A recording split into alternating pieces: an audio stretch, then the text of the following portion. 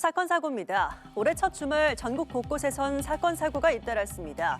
부산의 한 아파트 옥상에서 불이 나 주민들이 대피했고 고속도로에선 화물차 간 추돌 사고로 운전자가 숨졌습니다. 사건 사고 소식 정호진 기자입니다. 아파트 옥상에서 시뻘건 불길이 치솟습니다. 어제 저녁 6시 31분 부산 사하구 다대동에 있는 한 아파트 옥상에서 불이 났습니다. 부산 소방재난본부는 불이 난 지 약 1시간 만에 화재 진압에 성공했으며 인명피해는 없었다고 밝혔습니다. 화재로 아파트 주민 50여 명이 대피하는 소동이 벌어진 가운데 경찰과 소방당국은 정확한 화재 원인과 재산 피해 규모를 조사할 예정입니다. 고속도로 한 켠에 멈춰선 화물차들 주변으로 경광등이 분주히 반짝입니다. 어제 저녁 9시 30분쯤 남해 고속도로 순천 방향 함안고개 인근에서 6.5톤 카고 트럭과 트레일러 차량 간 추돌 사고가 발생했습니다. 이 사고로 카고 트럭 운전자 50대 남성이 숨졌고 트레일러 운전자는 가슴 통증을 호소해 병원으로 옮겨졌습니다.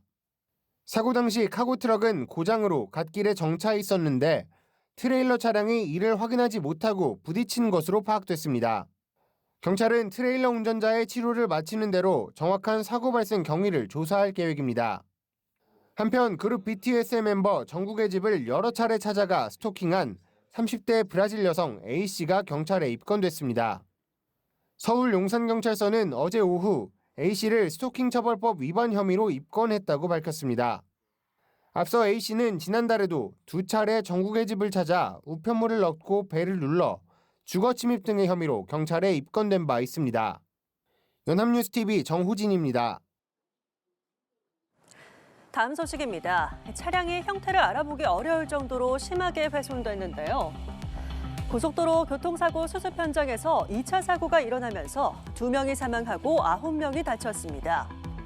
어제 새벽 1시 20분쯤 서해안고속도로 상행선 고창분기점과 고창 IC 사이에서 승용차 한 대가 또 다른 승용차 한 대를 뒤에서 들이받는 1차 사고가 발생했습니다. 경찰과 구급대원들이 해당 사고 현장을 수습하던 가운데 새벽 2시쯤 또 다른 승용차가 이 현장을 덮치며 2차 사고가 일어났습니다. 이 사고로 차량을 견인하려던 레카차 운전자와 경찰관 등 2명이 숨졌고 1명의 중상자와 8명의 경상자가 발생했습니다. 경찰과 소방당국은 2차 사고를 일으킨 정확한 사고 원인을 조사하고 있습니다. 다음은 화재 소식입니다. 어제 오전 10시쯤 강원 춘천시 후평동의 한 다세대 주택에서 불이 났습니다. 출동한 소방당국이 1시간여 만에 불길을 잡았지만 1층에서 신원 미상 인원 1명이 숨진 채 발견됐고 60대 남성 1명이 연기를 마셔 병원으로 옮겨졌습니다. 경찰과 소방당국은 사망자 신원 조사와 함께 정확한 화재 원인을 조사하고 있습니다. 지금까지 사건 사고였습니다.